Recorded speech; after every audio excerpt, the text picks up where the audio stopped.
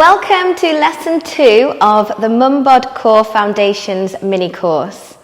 Today we are diving into why good posture is essential to healing your core after pregnancy.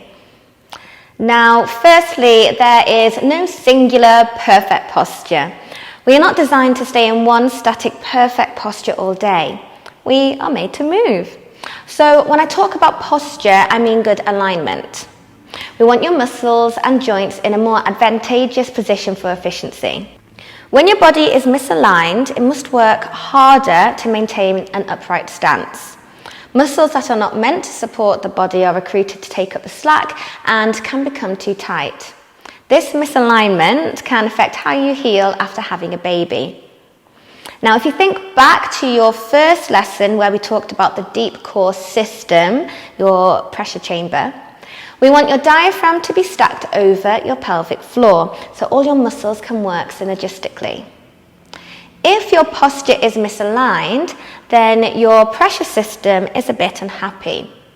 So suppose your pelvic floor, abdominal muscles and linea alba are weak, which they will be postpartum, then you may find it takes longer to heal a diastasis or perhaps suffer from incontinence or prolapse. There tend to be some common postural changes observed because of pregnancy. You may be aware of some of these changes on yourself. Increased arch in your lower back, weak glutes, tight lower back, lengthened abdominals, increased forward rounding of the shoulders, tight chest muscles, weak upper back and shoulder muscles, flared rib cage, perhaps a forward head posture, collapsing to the inside of your feet.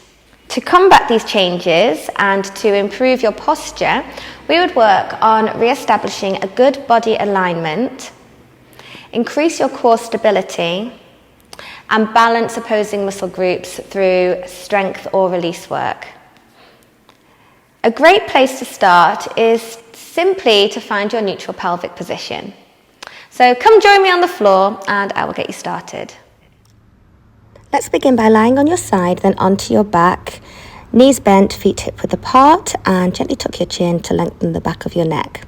Place your hands on your pubic bone and your hip bone, and let's begin by pressing your lower back into the floor. You see the fingers tilting up. This is a posterior pelvic tilt. Okay, now try this time arching your back away from the floor. You'll see the fingertips are going lower, the heels of the hand are higher. There's a little gap there between your back and the floor. This is an anterior pelvic tilt. Okay, now this time I want you to try rocking back and forth. We're doing this little wiggle until you find a neutral position where your fingertips and the heels of your hand are flat. Now do a little check to make sure your thighs and your glutes are feeling relaxed. This is your pelvic neutral position. This is an excellent place to start to help you understand what pelvic positioning feels like. Try to check in with yourself as you go about your day. Are you arching into an anterior pelvic tilt or tucking into a posterior pelvic tilt? Try to be mindful of your posture as you move around, such as picking up your baby or standing to make a bottle or even pushing your pram. Posture is strongly influenced by habit and controlled by your body's awareness, good or bad, of what feels right. Correct postural alignment is driven by the strength and suppleness of specific muscles. Remember, good posture is not a static position, but a good alignment as we move through different positions. By improving your posture, your body will thank you as it heals postpartum. A suitable alignment will improve your body mechanics, reduce aches and pains, improve circulation and respiration, prevent injury, improve balance, and enhance the pelvic floor and core recovery postpartum. Well done for completing lesson 2.